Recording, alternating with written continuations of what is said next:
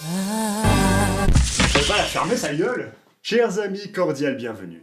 Noël, c'est le moment de l'année où on se retrouve sur un canapé dans un plaid bien au chaud à se remater des films qui nous plongent dans sa magie. Ah, la liste de Schindler. Repassons en revue tous ensemble certains films de Noël qui nous font passer de très bons moments.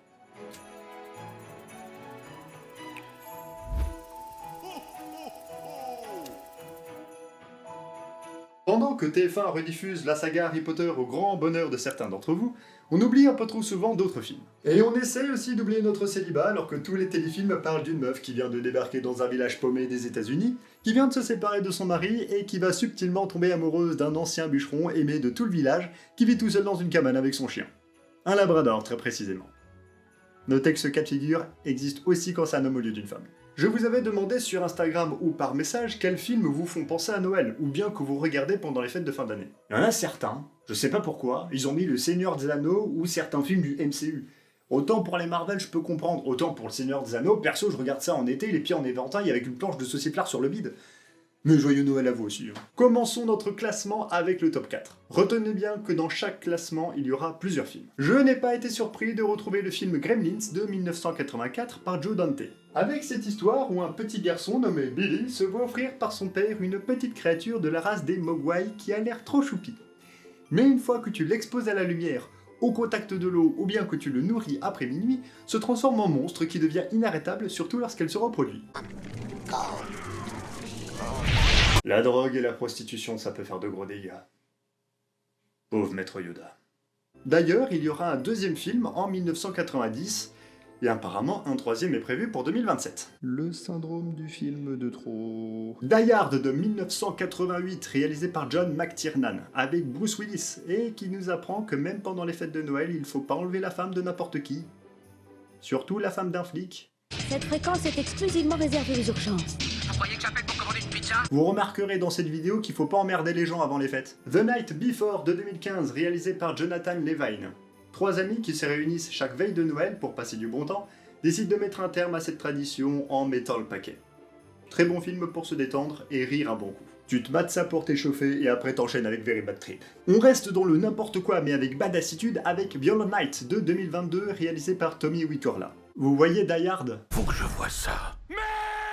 C'est à peu près la même chose mais avec le Père Noël. Le Père Noël contre des mercenaires. Mais pourquoi on n'a pas fait ça avant ? La course aux jouets de 1996 réalisée par Brian Levent. Un père de famille va tout faire pour offrir le jouet que son fils veut absolument, et que tout le monde veut d'ailleurs. J'ai omis de dire que le rôle du père est incarné par Arnold Schwarzenegger. Terminator chez Toys R Us.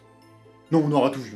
The Holiday de 2006 réalisé par Nancy Meyers, avec un Big Four niveau acting. Cameron Diaz, Kate Winslet, Jude Law et Jack Black. Le film raconte l'histoire de deux femmes qui en ont marre des hommes et qui décident d'échanger leur maison. Mais nos deux héroïnes vont respectivement rencontrer un homme, et ça va un peu changer leur plan. On dirait un épisode pilote de Chérie, j'ai changé de famille. Et comme quoi, quand tu rencontres un homme bien, faut arrêter de tortiller du cul. Love Actually de 2003 par Richard Curtis, qui compile l'histoire de 8 couples qui gèrent leurs relations amoureuses différemment de celles des autres. Pour les célibataires en mal d'amour, conseil d'amis, ne le regardez pas. Vous auriez juste envie de faire votre chasteté, mettre une armure, acheter un cheval, prendre une épée et devenir templier sur du Sabaton. Perso, il me manque plus que le cheval. Santa et compagnie de 2017 par Alain Chabat. Quand le Père Noël n'a plus ses petits lutins pour fabriquer les jouets car ils sont tous tombés malades, il se retrouve à aller sur Terre pour chercher une solution. Non. Klaus. Prénom Santa. On va faire un test d'alcoolémie de stupéfiant. Et ça va aider pour mes lutins? Ok, on va faire stupéfiant direct. Ouais. hein. Alain Chabat. Rien de plus à dire. Du côté de Netflix, on a aussi de bonnes surprises comme Les Chroniques de Noël de 2018, où deux enfants aident le Père Noël à sauver Noël, ou bien Red One de 2024, où le Père Noël se fait enlever quelques jours avant les fêtes. Qui est avec Red? Infraction! Nick s'est fait enlever. Préféré quand le Père Noël pétait des gueules. Petite découverte avec Les Enfants de la Pluie de 2003 par Philippe Leclerc. Film d'animation qui raconte qu'un membre du peuple du feu et une membre du peuple de l'eau tombent amoureux et veulent mettre fin à la guerre entre les deux peuples. Un genre de Roméo et Juliette mais avec les éléments de l'eau et du feu. Ils auraient dû appeler ce film Chalumeau et Trompette. Place particulière dans mon cœur avec le Noël de Mickey de 1983 qui reprend l'histoire du drôle de Noël de Scrooge mais à la sauce Disney. Il ne dure que 26 minutes, je vous le conseille fortement. Non, là il y a un handicapé, je vais pas faire de vanne. En même temps, s'il mettait pas trop à plomb à descendre les escaliers aussi. Continuons notre classement dans le top 3. L'étrange Noël de Monsieur Jack de 1993, réalisé par Henry Selick sur une œuvre de Tim Burton, et qui raconte que Jack, le roi des citrouilles, découvre la ville de Noël et décide de remplacer le Père Noël. Ils nous sont reconnaissants d'avoir fait un aussi bon travail. C'est un grand classique, mais c'est un incontournable. Non, là, vraiment, je vais pas faire de vanne parce que sinon je vais me faire des ennemis. Bon, après, autre incontournable avec Maman, j'ai raté l'avion de 1990, réalisé par Chris Columbus. Même si vous n'avez jamais vu le film, vous connaissez l'histoire. La famille McAllister décide de se rendre à Paris, et une fois dans l'avion, ils se rendent compte qu'ils ont oublié leur plus jeune fils. Kevin! Faut leur enlever la garde du gosse, hein.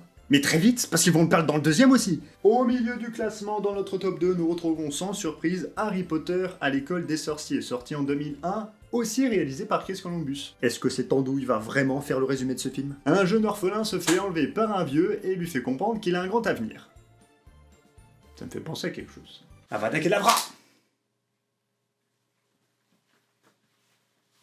Désolé. Restons dans l'enfance avec le film d'animation Klaus de 2019, réalisé par Sergio Pablos. Un facteur s'allie avec un mystérieux menuisier pour rassembler les gens d'un village qui ne s'aiment absolument pas. La Poste. The Origin Story. Ouais, bof. Classique mais inoubliable, les 5 légendes de 2012 réalisées par Peter Ramsey. Jack Frost, le Père Noël, le Lapin de Pâques, la Fée des Dents et le Marchand de Sable s'allient face au Croque-Mitaine. Tu t'occupes de ceux de gauche et moi de ceux de droite? Vous m'enlèverez pas le fait que DreamWorks fait les meilleurs méchants des films d'animation. Et enfin, dans notre top 1, nous avons Le Grinch, sorti en 2000, réalisé par Ron Howard. Dans un village où tout le monde aime Noël, existe une créature qui n'aime pas cette fête. Le Grinch. Il va donc tout faire pour aller gâcher le réveillon. Vu que je n'ai aucune blague qui me vient, je vais simplement vous raconter l'anecdote qui est que quand Jim Carrey, qui interprétait le Grinch, devait renverser ce qu'il y avait sur la table en tirant sur la nappe, il a réussi à ne rien faire tomber. C'est pour ça qu'il est revenu et a tout renversé avec ses mains. C'est cadeau. Et enfin, le Pôle Express de 2004, réalisé par Robert Zemeckis. Ah ouais, le même qui a fait Les Retours vers le futur, Forrest Gump et qui veut la peau de Roger Rabbit. C'est cadeau. Faut que j'arrête d'être gentil. L'histoire raconte qu'un jeune garçon qui doute de l'existence du Père Noël monte dans un train en direction du pôle Nord. Un gosse avec un avion, un gosse avec un train, c'est quoi la prochaine fois, un Indien dans Paris? Attends, il existe le Père Noël, hein? En mention honorable, je tiens quand même à citer d'autres films, comme Édouard aux mains d'argent de Tim Burton pour les romantiques, Krampus de Michael Dougherty pour ceux qui aiment l'horreur, ou bien Joyeux Noël de Christian Carillon pour ceux qui aiment les faits historiques. Avec tout ce que nous avons découvert, on a de quoi passer de très bonnes fêtes. Alors, Joyeux Noël, d'avance, bonne année, on se retrouve très vite.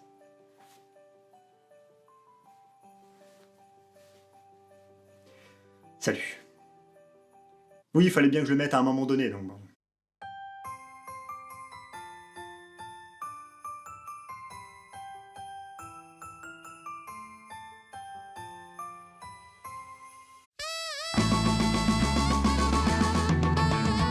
C'est parti pour la 2. Et tu sais quoi, je vais enlever ça. Et de leur machine, capable d'enregistrer, puis d'enregistrer, appelé le phénakistyscope, de Joseph Plateau, créé en 1832. Mais bien avant cela, existait un jouet appelé le phénakistyscope de Joseph Plateau, créé en 1832. Le kinétoscope projette. Qu'est-ce que c'est? Personne? Très bien. Edison et son bras droit William Dixon il présente. Edison et son bras droit William Dixon il présente. Et dû aux nombreuses mutilations des tirages de copies sur le négatif des photographies, il n'en existe aujourd'hui plus que 2. Putain, let's go! Attends, je l'ai rabâché celle-là. Mais comme on dit, si tu ne peux pas entrer par la porte, alors cherche une fenêtre. C'est qui elle? À Montreuil. Et c'est... Ah non!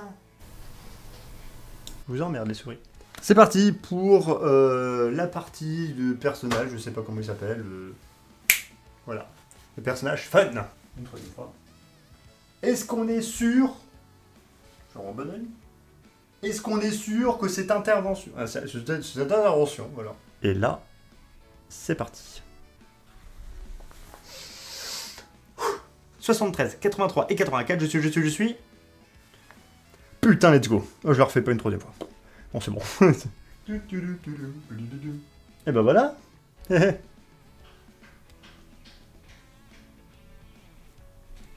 Ça va très bien se passer. Édouard Muybridge et Étienne Jules Marais ont un souhait. Décomposer et étudier les mouvements. C'est pour rien. Les mouvements. C'est les mouvements, c'est pas les mouvements. Je chasse la mouche. Bien ça comme exercice d'articulation. Je chasse la mouche. Avec un mouchoir.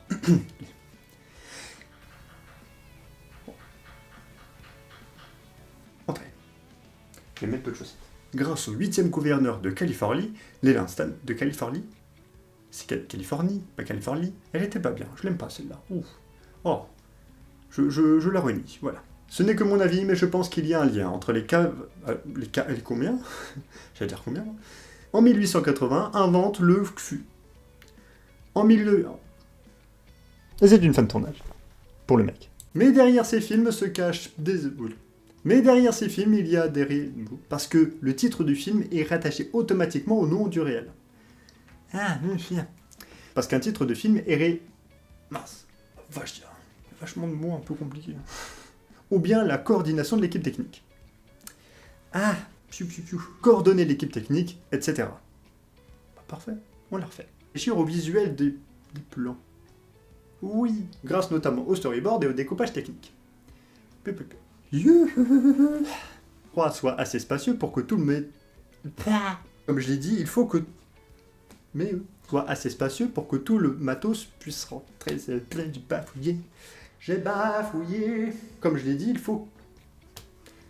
Cette étape est très importante, car il faut trouver l'endroit parfait, comme je l'ai dit, qui correspond, et que cet endroit soit assez spacieux pour que tout le matos puisse rentrer le jour du tournage. Let's go. Pour être sûr que le rendu final corresponde à ce qu'il s'était imaginé. C'est pas mal ça. Il existe des réalisateurs qui soient présents à chaque... Qui soient présents. Je ne sais plus.